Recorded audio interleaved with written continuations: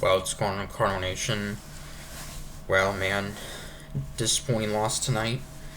We lose to the Pirates 5-4 in 10 innings. As the Pirates scored 2 runs in the bottom of the 10th after Cardinals scored a go-ahead run in the top of the 10th. And 2 runs in the bottom of the inning.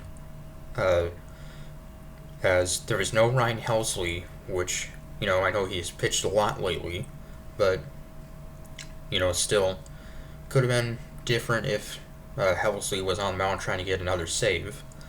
So that didn't happen. So it was a pitcher's duel throughout early on between Miles Michaelis and Pirates rookie Jared Jones, who's having a solid rookie year, with him and his pitching teammate rookie Paul Skeens, who could very well be an all-star despite not even debuting until the middle of May. So he's having an amazing start to his career as Paul Skeens.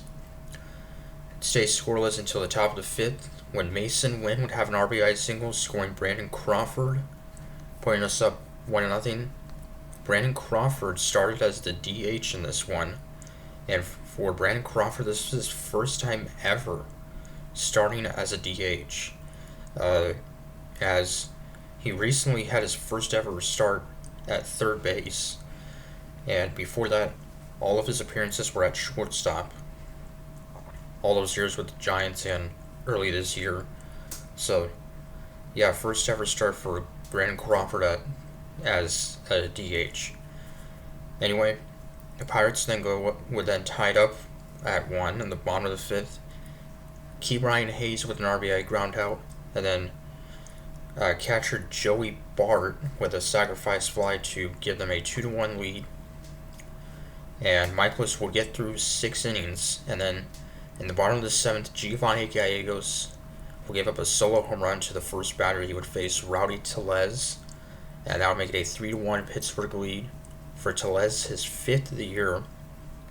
Formerly with the Brewers, he's having a disappointing year this year. 5th home run, 23rd RBI.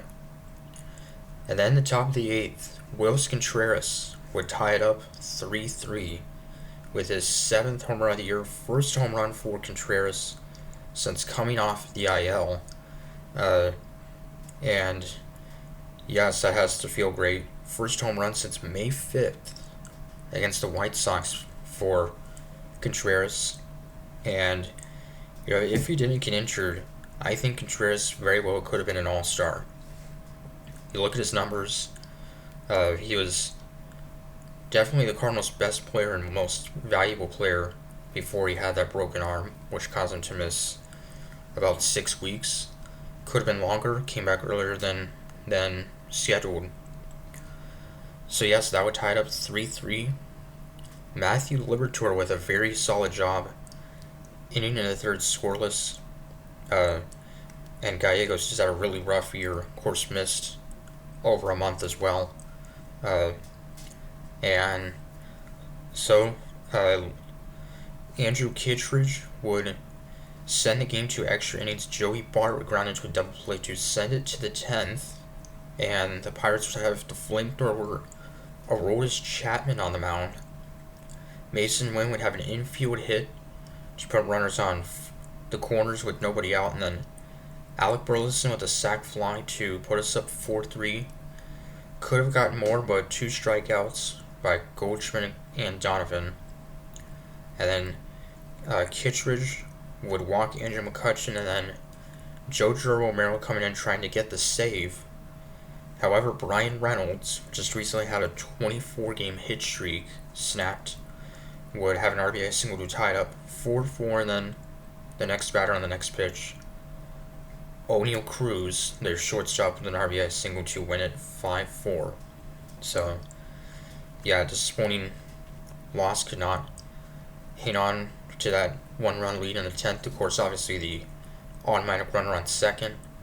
If it wasn't for that rule, we could have won the game.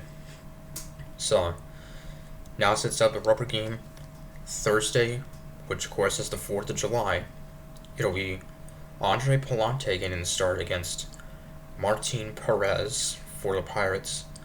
Palante, who is very good, his last 10 out, he's been very solid. His ever since becoming a starter or moved to the starter role. So, and yeah, Perez just has just one win, though he missed quite a bit of time with an injury. So, hope we can take another series before heading to Washington, D.C. So, till Thursday, Comics per Sing, go Cards.